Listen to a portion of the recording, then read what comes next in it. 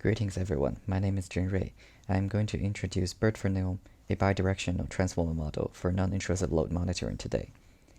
This is a research project by me, Camilo, Daniel, and Professor Hans Arno Jacobsen at Technical University of Munich. Non-intrusive load monitoring, or energy desegregation, is the task of decomposition of total energy consumption into the energy consumption of individual appliances, such as refrigerator and microwaves.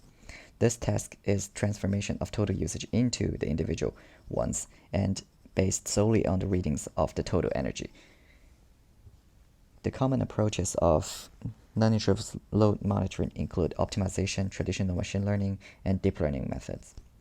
In this work, we're mostly going to focus on neural network-based approaches, and these approaches are mostly based on recurrent neural network and convolutional neural networks. Successful applications with RNNs include the work of Kelly and others, in which LSTM GRU were introduced for the purpose of NILM, and for CNNs, the work from Zhang and others include a 1D convolutional network that processes the signal input and outputs the appliance energy usage one at a time. Now, in many of these works, different settings are introduced, such as sequence to sequence, sequence to subsequence, and sequence to point. In this paper, we will focus on the sequence-to-sequence settings for single appliance prediction. Many neural networks utilize the 1D convolutional networks to extract high-dimensional features from the one-dimensional signal input, like RNNs, which recurrently process the input and outputs the prediction, while CNN uses the features from 1D convolutional networks with these local receptive fields that are able to capture the patterns of individual appliances. As for the proposed BERT4NILM architecture, this is mostly inspired by the success of transformer-based architecture in natural language processing, such as the BERT and XLNet. Now, the BERT uses the encoder from the original transformer, which include three important features. The first one is self-attention, which introduces three input-based matrices, the Q for query, K for key, and V for value. Now, the Q and K matrices are multiplied together and then processed by a softmax operation to form a soft-attention, which is then multiplied with the V matrix, which forms a attentive output based on the input matrix. The second feature is the introduction of position-wise feed-forward network, which could be realized by linear layers or convolutional layers, plus a activation function. In our case, we use the GLU as activation function. Now, the third feature of which is the layer normalization plus skip connection, which we will describe later as the sublayer connection. Now, the BERT architecture would process the input first through the self-attention plus sublayer connection, then through the PFFN nets and the sublayer connection, which is one layer of transformer. This leads us to the proposed BERT4NILM architecture, in which we have three different parts: the embedding part, the transformer layers, and MLP output layer. Now, different from the original BERT architecture, our embedding part does not use the segment in embedding. We introduces a 1D convolutional layer to extract features, followed by the L2 norm pooling that reduces the length by half. Now, this operation preserves the most features and accelerates the inference in our test time. This is then added to a learnable positional embedding, which captures the positional information in the input signal.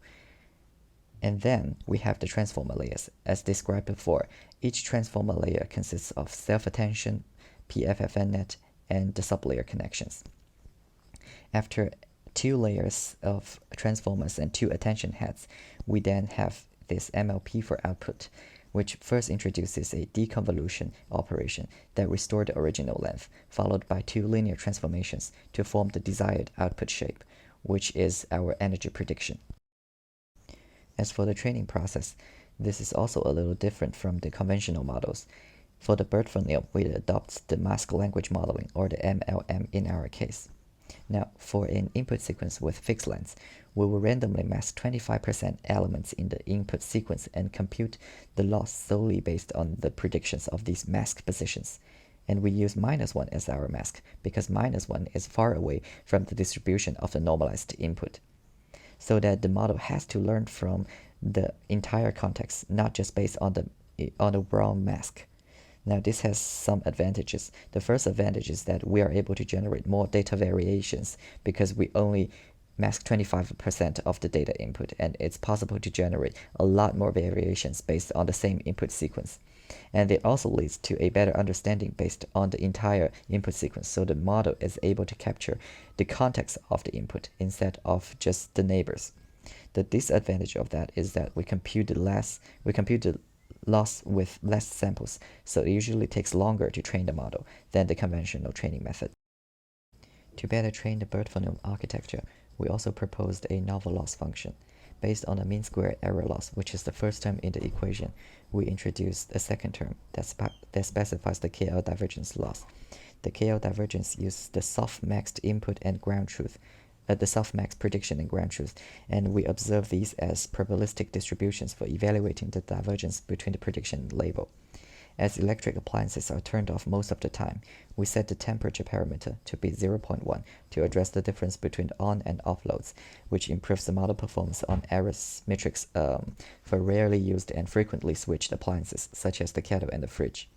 To reduce misclassification at the same time, we introduced the third term, which is the soft margin loss, to take the status prediction into consideration and penalizes the inconsistent predictions and label. The status, in our case, is simply computed by comparing the prediction with the on thresholds that we have in the paper as a table. Lastly, to close the gap between the predicted values and the ground truth, which we often see in many researches that these values are lower, we adopt an L1 term that provides the backward gradients when the device is on or when the state is incorrectly classified. As we observed in the picture on the left side, that the energy predictions are often much lower compared to the true label, even though the status is correctly classified. In our experiments, we normalize the training data and save the mean and STD value for test data. We set all the models to have an identical input length of 480, which is relatively arbitrary, and we max 25% of the input elements on the fly in the data loader. We set all the models with the max hidden size of 256 and 2 layers of transformers with 2 attention heads each. The comparison models have the same hidden size of 256, and most of these have 2 RNN layers. The CNN models follows the original architecture, but we modified the input length to be 480. The original data from both Red and UK is sampled at least 6 seconds, every 6 seconds, as on the aggregate channel. And similar to the pre-processing from NeuroNILM, we align the timestamps, we sample every 6 seconds and feed forward all the time gaps that are shorter than 3 minutes. Then we process the data according to the left side table. The test data is specifically chosen from the entirely unsynced households to test the model's generalization. This test data contains all the target appliances that we train. The evaluation data is normalized with the mean and standard deviation that we saved earlier from the training data, and we pass them to the model without masking. Now we will talk about the results we have in our experiments. In our setting, we adopt 4 widely used metrics in NILM research: the accuracy, the F1 score, mean relative error or MRE, as well as mean absolute error or MAE. To evaluate the BERT4NILM architecture, we adopt 3 other models to evaluate the improvement, including a regularized bidirectional GRU, LSTM, as well as the sec-to-sec CNN model. Since these models perform generally well on unseen data, we see that in our experiments, BERT4NILM performs well and its scores are comparable in both datasets. And overall, the BERT architecture outperforms both RNN and CNN-based models in most cases. Nevertheless, BERT4NILM has disadvantages in rarely used appliances, such as microwave. This could be traced back to the mask training process, which reduces the model learning from the devices when it's on.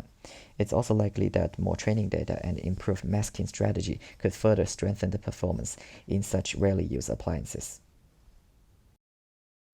In the experiments, we also noticed that the refrigerator's MRE values are relatively high. This is due to the standby power consumption of the refrigerators during when the model considered the appliance to be off and output 0, and therefore the relatively higher MRE error in comparison to the lower MAE values. And finally, we come to our conclusions.